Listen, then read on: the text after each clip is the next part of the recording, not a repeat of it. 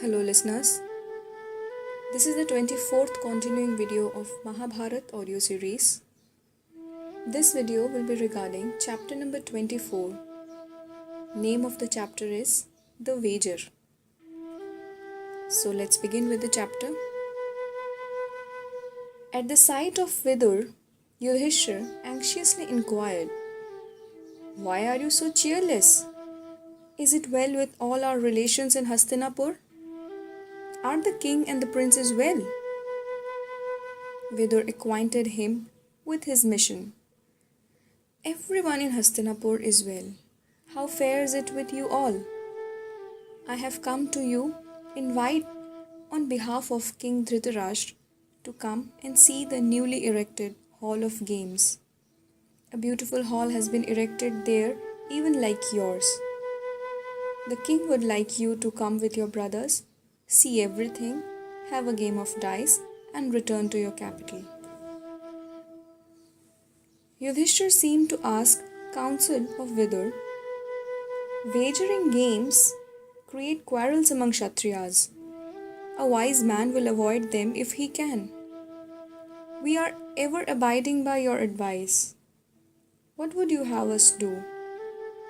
Vidur replied, "Everyone is aware that the playing of dice is the root of many evils. I did my best to oppose this idea. Still, the king has commanded me to invite you, and I have come. You may do as you like." Despite this warning, Yudhishthira went to Hastinapur with his brothers and returned. It may be asked why the wise Yudhishthira responded to the invitation. 3 reasons may be given. Men rush consciously on their ruin, impelled by lust, gambling, and drink. Yudhishthira was fond of gambling. The Kshatriya tradition made it a matter of antiquity and honor not to refuse any invitation to a game of dice. There is a third reason too. True to the vow he took at the time Vyas had warned him of the quarrels that would arise leading to destruction of the race, Yudhishthir would not give any occasion for displeasure or complaint by refusing the invitation of Dhritarashtra. These causes conspired with his natural inclination to make Yudhishthir accepted the invitation and go to Hastinapur. The Pandavas and their retinue stopped in the magnificent palace reserved for them. Yudhishthir rested on the day of arrival, and after the daily routine of duties, went to the hall of games next morning. After the exchange of customary greetings, Shakuni announced to Yudhishthir that the cloth for playing the game had been spared and invited him to it. Yudhishthir at first said, "O king, gambling is bad. It is not through heroism or merit that one succeeds in a game of chance. Asita, Deval, and other wise rishis who were well versed in worldly affairs have declared that gambling should be avoided since it offers scope for deceit.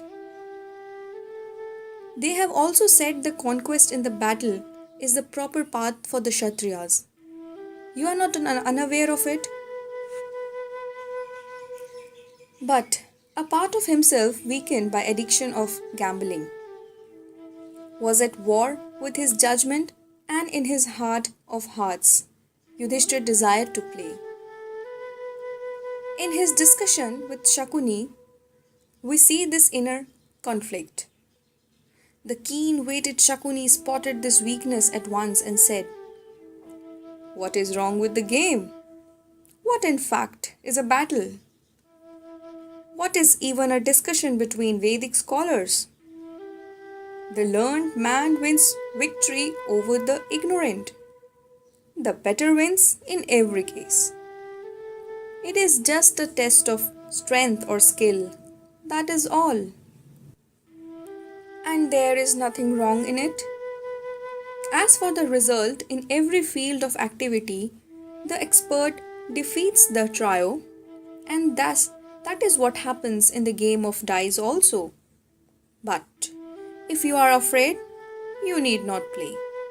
But do not come out with this vain excuse of right and wrong. Yudhishthira replied, Well, who is to play with me? Duryodhan said, Mine is the responsibility for finding the stakes in the form of wealth and gems to play the game. My uncle Shakuni will actually cast the dice in my stead. Yudhishthira had thought himself secure of defeating Duryodhan in play, but Shakuni was a different matter, for Shakuni was a recognized expert. So he hesitated and said, It is not, I think, customary for one man to play on behalf of another. Shakuni retorted tauntingly, I see that you are forgiving another excuse. Yudhishthira flushed and casting caution to the winds replied, Well, I shall play. The hall was fully crowded. Drona, Kripa, Bhishma, Vidur and Dhritarashtra were seated there. They knew that the game would end viciously and sat unhappily witnessing what they could not prevent. The assembled princes watched the game with great interest and enthusiasm. At first, they wagered jewels and later gold, silver, and then chariots and horses. Yudhishthira lost continuously. When he lost all these, Yudhishthira staked his servants and lost them also. He pledged his elephants and armies and lost them too. The dice thrown by Shakuni seemed at every time to obey his will. Cows, sheep, cities, villages, and citizens, and all other possessions were lost by Yudhishthira. Still drugged with misfortune, he would not stop. He lost the ornaments of his brothers and himself, as well as the very clothes they wore. Still, ill luck dogged him. Or rather, the trickery of Shakuni was too much for him. Shakuni asked, Is there anything else that you can offer as wager? Yudhishthira said, Here is the beautiful sky-complexioned Nakul. He is one of my riches. I place him as a wager. Shakuni replied, Is it so? We shall be glad to win your beloved prince. With these words, Shakuni cast the dice, and the result was what he had foretold. The assembly trembled. Yudhishthira said, Here is my brother Sahadev. He is famous for his infinite knowledge in all the arts. It is wrong to bet him, still I do so. Let us play. Shakuni cast the dice with the words, Here I have played and I have won. Yudhishthira lost Sahadev too. The wicked Shakuni was afraid that Yudhishthira might stop there. So he lashed Yudhishthira with these words, To you, Bhim and Arjun, being your full brothers, are no doubt dearer than the sons of Madari. You will not offer them, I know. Yudhishthira, now thoroughly reckless and stung to the quick by the sneering imputation that he held his step-brothers cheap, replied, Fool! Do you seek to divide us? How can you, living an evil life, understand the righteous life we lead? He continued, I offer as wager the ever-victorious Arjun, who successfully voyages across oceans of battle. Let us play. Shakuni answered, I cast the dice, and he played. Yudhishthira lost Arjun also. The stubborn madness of unbroken misfortune carried Yudhishthira further and deeper. With tears in his eyes, he said, O king, Bhim, my brother, is our leader in battle. He strikes terror into the heart of demons and is equal to Indra. He can never suffer the least dishonor, and he is peerless throughout the world in physical strength. I offer him as a bet. and he played again and lost the bheem too. The wicked Shakuni asked, "Is there anything else you can offer?" Dharmaputra replied, "Yes, here is myself. If you win, I shall be your slave." "Look, I win!" Thus saying, Shakuni cast the dice and won. After that, Shakuni stood up in the assembly and shouted the names of each of the 5 Pandavas and loudly proclaimed that they had all become his lawful slaves. The assembly looked on it, stunned silence. Shakuni alone turned to Yudhishthira and said, "There is one jewel still in your possession, by staking which you can yet free yourself. Can you not continue the game offering your wife Draupadi as wager?" Yudhishthira despairingly said, "I pledge her," and he trembled unwittingly.